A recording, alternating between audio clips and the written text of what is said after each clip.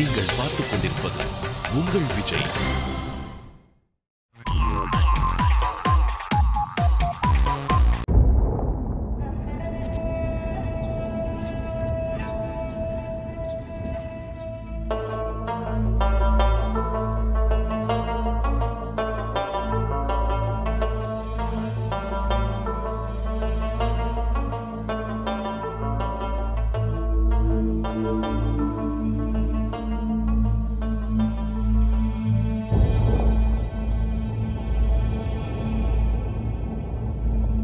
அனைவருக்கும் வணக்கம். இந்த டைட்டில் வந்து விஜயாண்டிக்கு ரொம்ப பிடிச்ச டைட்டில். ஆக்சுவலாக நான் படத்துக்கே இந்த டைட்டில் வைக்கலாமான்னு சொல்லி ஒரு டிஸ்கஷனில் கூட போணுச்சு. தென் அப்புறம் நான் ரொம்ப பிடிவாதமாக நான் இருக்கட்டும் அப்படின்னு சொன்னதுனால அடுத்த படத்துக்கு வச்சுட்டாருன்னு நினைக்கிறேன்.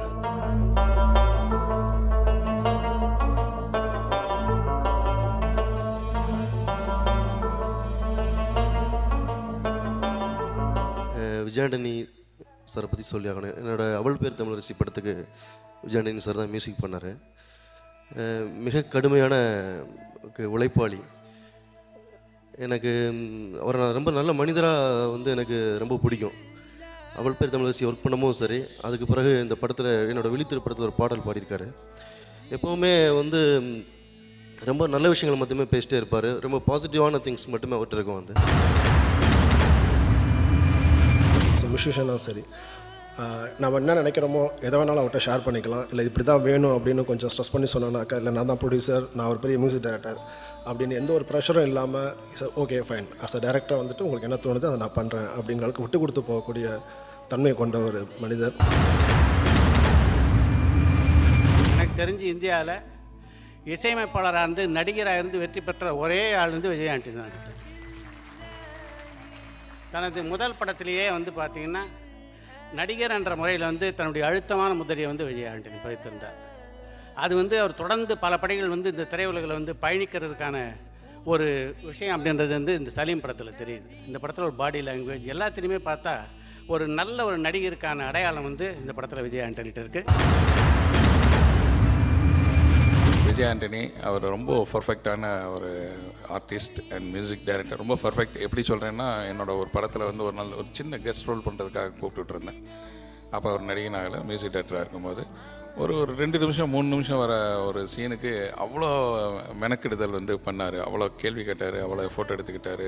அப்போயே வந்து காஸ்டியூம்ஸ், மேக்கப் எல்லாத்தையும் அவ்வளோ கவனமாக பார்த்துக்கிட்டார். சும்மா ஒரு 2 நிமிஷம் வந்துட்டு போகிற விஷயத்துக்கு இதை அவர் தயாரித்து ஒரு ஹீரோவாக நடிக்கிற படம். இதில் நிறைய மெனக்கெட்டிருக்காரு அப்படின்றது வந்து இந்த ட்ரெய்லர் பார்க்கும்போது தெரியுது. விஜய் ஆண்டனி சார் ஒரு தடவை நான் அவரை மீட் பண்ணி நான் சொன்னேன், அவருக்கு ஞாபகம் இருக்கான்னு தெரியல. நான் படம் பார்த்துட்டு அதில் ஒரு சீக்வன்ஸ் இருந்தது. அந்த மர்டருக்கு அப்புறம் ஒரு சின்ன ரியாக்ஷன் ஒன்று கொடுத்துருப்பாரு. அந்த ஒரு டவல் கட்டிட்டு வந்து உண்மையிலே எக்ஸலண்ட் பர்ஃபார்மன்ஸ். நான் பேசுவேன் சார், நீங்கள் மிரட்டிட்டீங்க சார். ஃபுல் படத்தில் நான் எவ்வளோ பார்த்தேன் சார். அந்த படத்தில் அந்த ஒரு இடம் என்னை ரொம்ப பாதிச்சது. நீங்கள் மிதச்சிருந்த நடிகராக இருக்கீங்க, நல்லா வருவீங்க அப்படின்னு. அதை இதுலேயும் ப்ரூவ் பண்ணிட்டாரு. இந்த படத்தோட கதை எனக்கு முன்னாடியே ஷேர் பண்ணியிருக்காரு. ஸோ நிர்மல்குமாருக்கும் என்னோடய வாழ்த்துக்களை தெரிவிச்சுக்கிறேன். முக்கியமாக அந்த படத்தில் சினிமாட்டோகிராஃபர் ரொம்ப நல்லா பண்ணியிருந்தாங்க. ஸோ கணேஷ்கும் என்னோடய வாழ்த்துக்கள். அந்த படம் பெரிய வெற்றி அடைய என்னோடய வாழ்த்துக்களை தெரிவிச்சுக்கிறேன். நன்றி, வணக்கம். நிர்மல்குமார் கிட்டத்தட்ட எங்கள் குடும்பத்தில் வந்து எனக்கு தெரிஞ்ச ஒரு 12 வருடங்கள் ட்ராவல் பண்ணியிருக்காரு. அவருடைய திறமையை வந்து நான் வந்து அவரை கோ-டைரக்டராக இருந்து நான் பார்த்துருக்கேன். பட் இன்றைக்கி நான் விஷுவல் பார்க்கும்போது வேறு ஒரு நிர்மல்குமாரை பார்த்தேன். இது சத்தியம் உண்மையிலே ஆச்சரியமாக இருந்தது. நிறைய பேருக்கு வந்து டைரக்டர் பாரதி ராஜா சாரோட வந்து அசிஸ்டண்ட்டாக ஒர்க் பண்ணணுன்னு எல்லாருக்குமே ஆசை இருந்திருக்கும். எல்லாருமே அதை நோக்கி தான் வந்து சென்னை வந்திருப்போம். இல்லை அவரை வந்து ஒரு மனசில் வந்து ஒரு மானசீக குருவாக ஏற்றுக்கிட்டு அது மாதிரி படங்கள் பண்ணுறதுக்கு முயற்சி பண்ணியிருந்திருப்போம். ஆனால் வந்து இயக்குனர் நிர்மல்குமார் வந்து பல ஆண்டுகள் வந்து சாரோட குடித்தனம் நடத்தினவர். அவர் சென்னையில் இருந்ததை விட தேனியில் தான் அதிகமாக இருந்திருக்காரு. ஆனால் அப்படி இருந்தும் இந்த ட்ரெய்லர் அண்ட் விஷுவல்ஸ் இதை பார்க்கும்போது சாருடைய ஒரு சின்ன சாயல் கூட இல்லாமல் ரொம்ப டிஃப்ரெண்ட்டாக, ரொம்ப மாடர்னாக வேறு மாதிரி பண்ணியிருக்கிறாரு. இந்த படத்தை இயக்கியிருக்கிற நிர்மல்குமார் என்னுடைய கல்லூரி தோழர். இப்படி நான் சொன்னோடனே இங்கே இருக்கிற என்னுடைய நண்பர்லாம் ஆச்சரியமாக பார்க்குறாங்க. காலேஜ் பக்கமே ஒதுங்கினது இல்லையே, எங்கே இந்த கல்லூரி தோழராக அவருன்னு. பாரதி ராஜா என்ற கல்லூரியில் நானும் நிர்மல்குமாரும் ஒன்றா படித்தோம். பாரதி ராஜா ஒர்க் பண்ணும்போது நான் தோத்தாதிரியை பார்த்துருக்கேன். ஒரு மிக திறமைசாலின்றது மட்டும் இல்லாமல் மிக கடுமையான ஒரு உழைப்பாளி. பாரதி ராஜாவின் பெயரை நிலைநாட்டுகின்ற வகையிலே அவர் பெருமைப்படுகின்ற வகையில் இந்த படத்தை பண்ணியிருப்பான்றதுக்கு அச்சாரமாக தான் இந்த ட்ரெய்லர் இங்கே காமிச்சாங்க. இந்த படத்தை பார்க்கும்போது, இந்த ட்ரெய்லரை பார்க்கும்போது ஒரு நம்பிக்கை பிறக்கிறது. நிச்சயமாக வந்து பாரதி ராஜா பெருமைப்படுகின்ற விதத்தில் அவர் வந்து ஒரு படத்தை கொடுத்துருப்பார். இன்றைக்கி ஒரு நாள் நான் நினச்ச மாதிரி இருந்து பார்க்குறேன்னு ஒரு ஹீரோ நினைக்கிறான். அது ரொம்ப டிஃப்ரெண்ட்டான லைனாக படுது. டெஃபினட்டாக இதை வச்சு நல்ல கதை பண்ணிடலாம் அப்படிங்கிற நம்பிக்கை தர ஒரு லைன் அது. இந்த ட்ரெய்லரும் சாங்ஸும் பார்க்கும்போது அந்த ஃபீல் கொடுத்தது எனக்கு. இந்த படம் நல்லா வந்திருக்கும் அப்படிங்கிற நம்பிக்கையை கொடுத்துருக்கு. இந்த படம் இயக்குனர் நிர்மல்குமாருக்கும் இந்த தயாரிப்பாளர்களுக்கும் என்னுடைய வாழ்த்துக்கள். சினிமாவில் வந்து வெற்றின்ற ஒன்று நோக்கி தான் புதுசாக என்ன மாதிரி ஆளுங்கள்லாம் இந்த ஃபீல்டுக்கு வராங்க. பட் ஆனால் இங்கே வந்ததுக்கப்புறம் தான் வெற்றி தோல்விங்கிறது சகஜம், ஆனால் நல்லவங்களோட மட்டுமே இருக்கணும் அப்படின்னு சொல்லிட்டு எனக்கு சொல்லி கொடுத்துருக்காங்க. ஸோ அந்த நல்லவரில் வந்து நான் பார்த்ததில் வந்து இப்போ விஜய் ஆண்டனி சார் வந்து எதுக்கு நல்லவர்னு சொல்கிறேன்னா, நல்ல மனிதர் ஆக்சுவலாக. ஃபஸ்ட்டு நல்ல திறமைசாலி, ரொம்ப ஹார்ட் ஒர்க்கர், ஒரு பர்ஃபெக்ஷனலிஸ்ட் ஆக்சுவலாக. ஸோ அந்த வகையில் வந்து இந்த படத்தை வந்து வெற்றியடைய என்னுடைய வாழ்த்துக்கள் ஃபஸ்ட்டு ஆஸ் எ ப்ரொடியூசராக. ட்ரெய்லர் சாங்ஸ் அது ரெடியாக இருக்குது. உண்மையிலேயே director Nirmalkumar and the whole team என்னுடைய மனப்பூர்வமான வாழ்த்துக்கள். கண்டிப்பாக பெரிய வெற்றி அடையும். சொல்லவே வேண்டாம், அவங்க ஒய்ஃப், அவங்க ஃபேமிலி எவ்வளோ பெரிய சப்போர்ட்டுன்னு இதுக்கு முன்னாடி சொன்னவங்க அத்தனை பேருடைய ஒவ்வொரு வார்த்தையும் 100% உண்மையான ஒரு விஷயம். என் லைஃப்பில் என்னுடைய முதல் பட்டி அப்படின்னா அது விஜய் ஆண்டனி. ஆல் தி பெஸ்ட்டா. பெரிய பழக்கமே இல்லாமல் வேலாயுதமில் ஆரம்பித்த பழக்கம் இவ்வளோ வேகமான ஒரு நட்பு வருமானு எனக்கு தெரியாது. அவ்வளோ ஃபாஸ்ட்டாக வந்த ஒரு நட்பு. திடீர்னு ஒரு நாள் இந்த பட்டி எல்லாம் கூப்பிட்டுக்கிறாங்கடா, நம்ம கூப்பிட்டு போமான்னு கேட்டான். அப்படி ஆரம்பித்தது. அந்த பட்டிங்கிற வார்த்தைக்கு அன்றைக்கி மீனிங் தெரியாது, அந்த மீனிங் எனக்கு புரிய வச்சுருக்கான். இன்றைக்கு வரைக்கும் லைஃப்பில் ஃபிலிம்ஸ் பற்றி கொஞ்சம் கம்மியாக தான் பேசுவோம், மற்ற விஷயங்கள்லாம் அதிகம் பேசுவோம். என்னை விட என் மேலே நீங்கள் எல்லோரும் ரொம்ப நம்பிக்கை வச்சுருக்கீங்க. கண்டிப்பாக உங்கள் நம்பிக்கை எல்லாத்தையும் நான் காப்பாற்ற முயற்சி பண்ணுறேன். இந்த படத்தோட டைரக்டர் நிர்மல்குமார். பொதுவாக நான் வந்து ஃப்யூச்சரில் படம் பண்ணாலும் சரி, எப்போ அசோசியேட் பண்ணணும்னு நினைக்கும் போது மோர் தேன் டேலண்ட் அவன் கேரக்டர் பார்ப்பேன் எப்படி இருக்குன்னு சொல்லிட்டு. இவர் நம்பி ஃப்யூச்சரில் நீங்கள் யாராவது படம் பண்ண விரும்புனீங்கன்னு சொன்னால் 100% அவர் கேரக்டர் நம்பலாம். ரொம்ப ரொம்ப ரொம்ப நல்ல ஒரு டைப் அவர். அதனால தான் பாரதிராஜா சார் கூட வந்து அவர் 12 வருஷம் ட்ராவலாக முடிஞ்சது.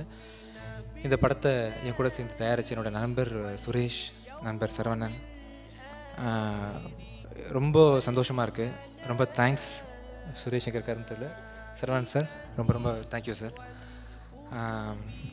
கண்டிப்பாக இந்த படம் வந்து ரம்ஜானுக்கு ரிலீஸ் ஆகுது. உங்கள் எல்லாருக்கும் பிடிக்கும். இன்றைக்கி ஸ்டேஜில் நான் வந்து ஒரு ஹீரோவாக பேசிகிட்டு இருக்கேன். ஆல்ரெடி நான் மியூசிக் பண்ணியிருந்தா கூட முதல் படம்ன்றது எல்லா ஆக்டருக்கும் லைஃப்பில் முக்கியமான விஷயம். அது சரியாக லான்ச் ஆனால் தான் அதுக்கப்புறம் வந்து நிறைய பேச முடியும். அதுக்கெல்லாம் காரணமாக அமைஞ்ச என்னோடய டைரக்டர் ஃப்ரெண்டு ஜீவா சங்கருக்கு ஒரு நன்றி சொல்லிக்கிறேன். சலீம் அப்படின்னு வச்ச உடனே எல்லோரும் சீக்குவலாக இதுவான் பல விஷயங்களுக்கு காரணமாக அந்த படம் நீங்கள் பண்ணி கொடுத்தீங்க. சலீம் சீக்குவலாக இல்லைன்றது நீங்கள் படம் பார்க்கும்போது தெரியும். என் படத்தில் என் கூட ஒர்க் பண்ண என்னோடய டெக்னீஷியன்ஸ் எல்லாருமே வந்து ரத்தத்தை கொடுத்து தான் ஒர்க் பண்ணியிருக்காங்க. என்னோடய ஹீரோயின் அக்ஷா, அஷ்மிதா, எல்லாத்துக்கும் நிறைய பேர் சொன்னாங்க. ஃபாத்திமா என்னோடய மனைவி, என்னோடய உயிர். வார்த்தையில் சொன்னால் பத்தாது. அது நிறைய இடத்துல சொல்லியிருக்கேன். ரொம்ப தேங்க்ஸ். பட்டு தேங்க்யூ ஸோ மச்.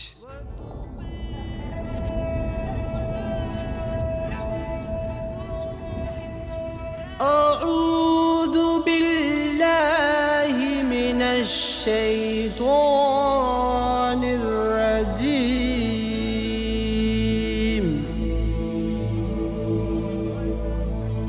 بسم الله الرحمن الرحيم.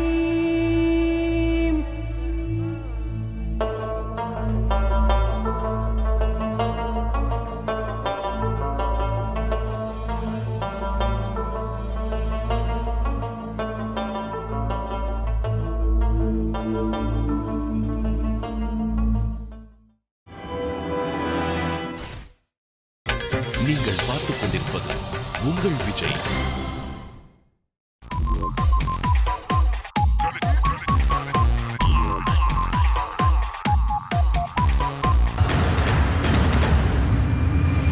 சமீபத்தில் நான் வந்து என்னுடைய கதை திரைக்கதை வசனம் இயக்கம் படத்தில் ஒரு பாடல் வந்து அவர் பண்ணியிருக்காரு. அந்த ரெக்கார்டிங் அப்போ பார்த்தேன் நான். அந்த கம்போஸ் பண்ணும்போது எல்லாருக்கும் ஒரு 7 ஸ்வரம் வேணும். இவருக்கு வந்து சூ மந்திரகாளி அப்படின்னு ஒரு 7 எழுத்து போதும். அப்படி கண்ணை மூடி கண்ணை திறந்தாருன்னா ஒரு டியூனு. அப்போ தான் நினச்சேன் இந்த மனுஷன் வந்து பெரிய கொள்ளைக்காரனாக இருப்பான் போல இருக்கு. ஆக்சுவலாக அவர் ஹீரோவை நடிக்கிறது ஒரு பெரிய ஆச்சரியமே கிடையாது. கொள்ளைக்காரன் தான் ஹீரோவாக இருக்க முடியும். அன்பையும் காதலையும் காட்டி ஒரு ஹீரோனோட மனசை கொள்ளையடிக்கிறவன் ஹீரோவாக இருப்பான். தன்னுடைய நற்செயல்களை காமிச்சு மக்களோட மனசை கொள்ளையடிக்கிறவன் தான் ஹீரோவாக இருப்பான். இந்த மாதிரி இங்கே பார்த்தீங்கன்னா எல்லாரும் பேசும்போதே அவர் ரொம்ப நல்லவர், வல்லவர், ரொம்ப இனிமையானவர். உண்மையிலே எனக்கு வந்து அவருடைய டியூனை விட அவருடைய நற்பண்புகள் வந்து எனக்கு அவர்கிட்ட ரொம்ப பிடிச்ச ஒரு விஷயமா இருக்குது. டெஃபினட்டாக இந்த படம் வந்து ஒரு மிகப்பெரிய வெற்றி அடையும். நடித்து அசத்துற விஜய் வந்து நம்ம வந்து இளைய தளபதின்னு சொல்கிறோம். அந்த மாதிரி நான் என்ன நினைக்கிறேன்னா, இவரை இசையால் அசத்துற இவரை வந்து இசைய தளபதி அப்படின்னு ஒரு பாராட்டை கொடுக்கலாம், ஒரு பட்டத்தை கொடுக்கலாம்னு நான் நினைக்கிறேன். எனக்கு பிடிச்ச மாதிரியாவது ஒரு நாள் ஒரே ஒரு நாள் வாழ போகிறேன்.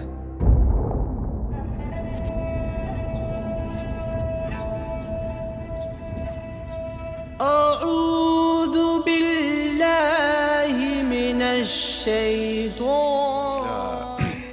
நான் கொஞ்சம் பாதி தூக்கத்துலேயே இருக்கேன். ஏன்னா இன்றைக்கி நான் எந்திரிக்கணும்னு எனக்கு தோணவே இல்லை. அப்படி ஒரு சிறப்பான ஒரு கனவு கண்டேன். நிறையா கனவு கண்டிருக்கேன். அந்த மாதிரி ஒரு கனவு உங்கள் கூட ஷேர் பண்ணோன்னா, ஒரு தடவை ஒரு பல வருஷங்களுக்கு முன்னாடி ஐஸ்வர்யா ராய் வந்து அபிஷேக் பச்சனை விட்டுட்டு என்கிட்ட வந்ததாக கனவு கண்டேன். அதாவது I love Shaam, I want to be with Shaam அப்படின்னு சொல்லி அபிஷேக் பச்சனை விட்டுட்டு என்கிட்ட வந்த மாதிரி ஒரு கனவு. இன்றைக்கி வந்த கனவு தான் எனக்கு தெரிஞ்சு ஒரு நடிகனாக ஒரு ரொம்ப சிறப்பான ஒரு கனவு. எந்திரிக்கணும்னு தோணலை, பட் அலாரம் அடிச்சுக்கிட்டே இருக்குது. பட் வேறு வழி இல்லை, இந்த ஃபங்க்ஷனுக்கு வரணும். அந்த கனவு என்னன்னு பார்த்தீங்கன்னா, பாலா சார் வந்து பிடிவாதமாக ஷாமை போட்டு தான் நான் படம் எடுப்பேன் அப்படின்னு சொல்லி அப்படின்னு ஒரு கனவு. திருப்பி தூங்குறேன். அந்த கனவை திருப்பி இது பண்ணலாமா, ரீகலெக்ட் பண்ணலாமான்ட்டு. ஏன்னா பாலா சாரோட நடிக்கணுங்கிறது எல்லா நடிகனுக்கும் ஒரு கனவாக இருக்குது. அந்த கனவு இன்னைக்கு காலையில் வந்திருக்கு. அதே மாதிரி இன்றைக்கி பாலா சார் காலையில் பார்க்குறேன். விட்டு போடுறேன்னு நினைக்காதீங்க பாலா சார். ஆஃபீஸில் வந்து உங்கள்கிட்ட ஒரு வாய்ப்பு கேட்குறேன். பட் இது ஒரு கனவாக இருந்தது எனக்கு. இந்த படத்தோட தயாரிப்பாளர் ஆர்கே சுரேஷ் எனக்கு தம்பி மாதிரி ஃபேமிலி. எத்தனையோ படங்கள் எத்தனையோ வருஷத்துக்கு முன்னாடி வந்து படம் தயாரிக்கணும் டிஸ்ட்ரிபியூஷனே பண்ணிகிட்டு இருந்தான். பட் இந்த கதையை கேட்டு இந்த படத்தை தான் நான் ஃபஸ்ட்டு தயாரிப்பேன் அப்படின்னு சொல்லி பிடிவாதமாக இந்த படத்தை விஜய் ஆண்டனியோட சேர்ந்து தயாரிச்சிருக்காரு. ஸ்கிரிப்ட் எனக்கும் தெரியும், ரொம்ப சிறந்த ஸ்கிரிப்ட்.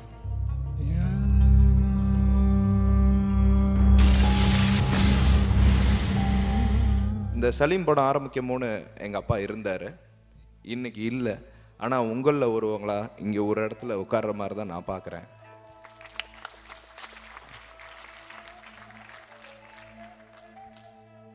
இந்த சலீம் ப்ராஜெக்டை பொறுத்த வரைக்கும் ஃபஸ்ட்டு இந்த சலீம் ப்ராஜெக்ட் ஆரம்பிக்கிறதுக்கு முக்கிய காரணம் என் அண்ணன் வெங்கட்.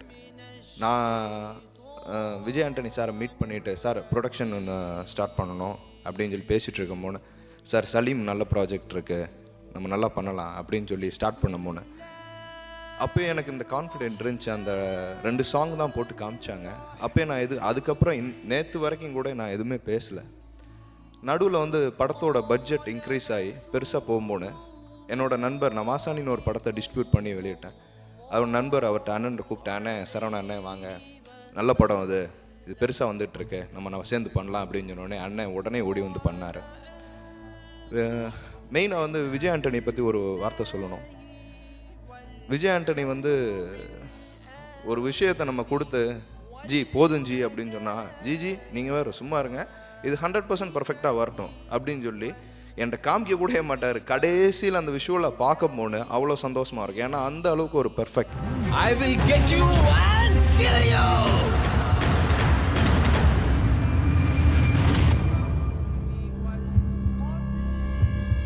பேசின எல்லாருமே விஜய் ஆண்டனி நல்லவர் வல்லவர்னு ரொம்ப வாழ்த்தி தான் பேசுகிறாங்க. ஆனால் அவர் மட்டும் ஏன் இப்படி முறைச்சிட்டு நிற்கிறாருன்னு தெரியல பேனரில். இந்த முறைப்பும் இந்த கம்பீரமும் படத்தில் இருக்கும்னு நம்புகிறேன். அவருக்கு என்னுடைய வாழ்த்துக்கள். நிர்மல்குமார் அவர்களுக்கு என்னுடைய வாழ்த்துக்கள். குறிப்பாக சினிமோட்டோகிராஃபர், ஆர்ட் டைரக்டர் எல்லாருக்கும் என்னுடைய வாழ்த்துக்கள். அப்புறம் ஷாம், உங்களோட கனவு நனவாக என்னால் ஆன முயற்சியில் நான் எடுக்கிறேன்.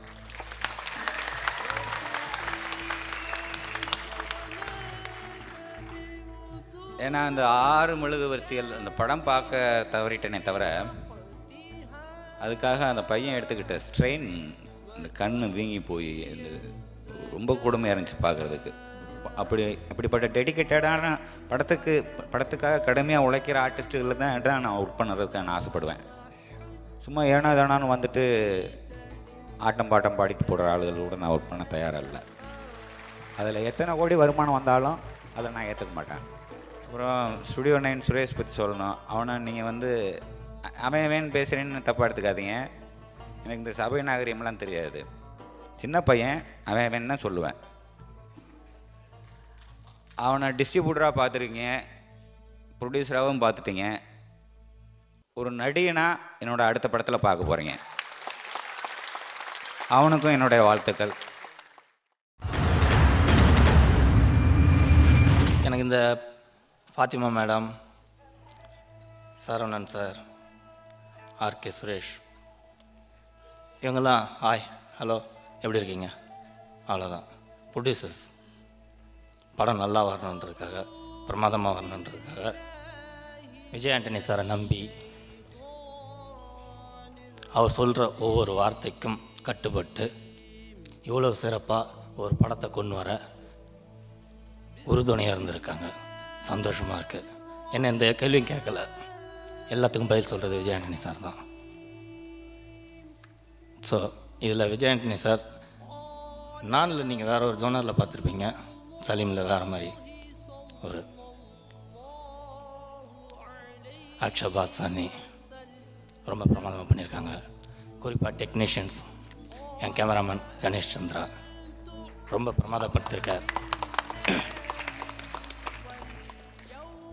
அப்புறம் ஆர்ட் டைரக்டர்ஸாக இருக்கட்டும், எடிட்டர்ஸாக இருக்கட்டும், எக்ஸிக்யூட்டிவ்ஸ் இருக்கட்டும், குறிப்பாக சாண்ட்ரா மேடம், ஜனார்த்தன் சார் எல்லாம் ரொம்ப சிறப்பாக இந்த படம் வளர்கிறதுக்கு மிக காரணம் வந்திருக்காங்க.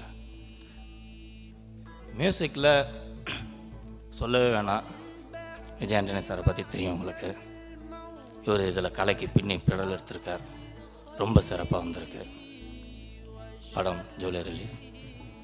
அப்புறம் குறிப்பாக உதவி இயக்குனர்கள், இணை இயக்குனர்கள் எல்லாரும் உறுதுணையாக இருந்து ரொம்ப சிறப்பாக பணியாற்றிட்டுருக்காங்க. அவங்களுக்கு ஒரு நன்றி. விஜய் ஆண்டனி சார் எனக்கு அறிமுகப்படுத்தினது நாகராஜன் சார். கதையை சொன்னோம், நானுக்கு அப்புறம் இந்த படம் தான் நான் பண்ணுவேன்ட்டு முழு மூச்சோட இன்னை வரைக்கும் ஒரு நடிகனாக இல்லாமல், ஒரு மியூசிக் டைரக்டராக இல்லாமல், சகோதரனா என்னோட உறுதுணையாக இவ்வளோ விஷயம், இவ்வளோ இது இப்போ பார்த்த விஷுவல் அத்தனைக்கும் முழு பங்கு அவருக்கும் இருக்குன்னு நான் பெருமையாக சொல்லிப்பேன். நீங்கள் பார்த்துக் கொண்டிருப்பது உங்கள் விஜய்.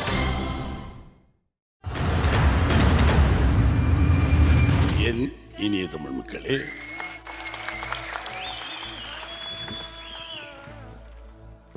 அதே சத்தியம் தியேட்டர், அதே நுழைவாயில், அதே பலூன்கள், பைட்ஸ் எடுக்க 10 பேர், அதே ஃப்ளாஷ் லைட், அதே மேடை, அதே போல் 30 பேர், அதே சிக்கல் சுந்தரம் நிக்கில், அதே ரம்யா, அதே மைக், அதே பாரதி ராஜா, அதே இனிய தமிழ். எவ்வளவுதான் இந்த பேசுவதில்லை என்று முடிவுன்னா அங்கே கிட்டத்தட்ட ஒரு 4-5 ஃபங்க்ஷன் பேசுறதில்லை. பிகாஸ் என்ன, கண்டிப்பாக இந்த படம் இப்படி பேசி ஏதோ 4 பேர் பேசலாம், 2 பேர் பேசலாம். கிட்டத்தட்ட 2.5 மணி நேரம் ஒரு மனிதன் உட்காரணும். ஒரு விழா, சம்பிரதாயம், சடங்கு, உண்மை. ஆனால் இது நான் பேசுவதாக இல்லாமல் இருந்தேன். இருந்தாலும் பிள்ளையை பற்றுட்டேன், வாக்கப்பட்டு போச்சு. வாக்கப்பட்டு போகிற இடத்துல விஜய் ஆண்டனி மட்டுமே பேசுகிறாங்க, என் பிள்ளையை பற்றி பேசலை. ஆகினால நான் விஜய் ஆண்டனியை பேசுவேன்.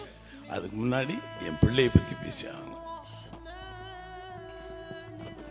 இப்போ கைகட்டி நின்றுப்போம், நீங்கள் பார்த்துருப்பீங்க. இன்ன வரைக்கும் எடுக்கவே இல்லாத ஒரு 12 வருஷத்துக்கு முன்னாடி என்கிட்ட வந்து எப்படி நின்னானோ இன்னைக்கு வரைக்கும் அந்த கையை எடுக்கல. பணிவனுடைய உச்சம், பணி செய்வதில் அவனை போல நிறையா இருந்திருக்காங்க. என்கிட்ட எவ்வளோ அசிஸ்டன்ஸ் போயிருக்காங்க, வந்திருக்காங்க. சளைக்காமல், என்னை பற்றி புறம் பேசாமல், நான் எது செய்தாலும் சரி என்று ஒத்துக்கொண்டு, நான் அப்டேட்டில் இல்லை என்பதை கூட சில நேரம் சுட்டி காட்டி ஈவன் டெக்னிக்கலாக அட்வான்ஸாக செய்வான். Such a great fellow. நல்ல பையன். இது சும்மா இந்த மேடை, ஏன்னா இந்த மேடையில் பொய் பேசணுமே, அதுக்காண்டி மைக்கை நான் பிடிக்க மாட்டேன். இந்த மைக்கில் நான் உண்மை பேசுறதுனால மைக்கை பிடிச்சேன். அற்புதமான டெக்னீஷியன். இதற்கு முன்னால் 2 முறை அவனுக்கு வாய்ப்பு வந்தது. என் சுயநலம் கருதியே போகாதடா பிடிச்சி வச்சேன். இந்த ஒன்றுக்கு மட்டும்தான் அவனை விட்டேன். Such a great technician, great human soul. எனக்கு என்ன ஒரே ஆச்சரியம்னா, ஆக்ஷன் த்ரில்லர்லாம் ரொம்ப அழகாக பண்ணுவான். இந்த ரொமான்டிக் வருமாடா உனக்குன்னு கேட்டேன். என்ன காதலிச்சு பாடுறான்னு சொல்லி 5 வருஷமாக போகிறான்னே மாட்டேன்ட்டான். நான் சொன்னேன், யாரையாவது லவ் பண்ணி தோடான்னு. அவன் பொம்பளை பக்கமே திரும்ப மாட்டான். எனக்கு கோவம்.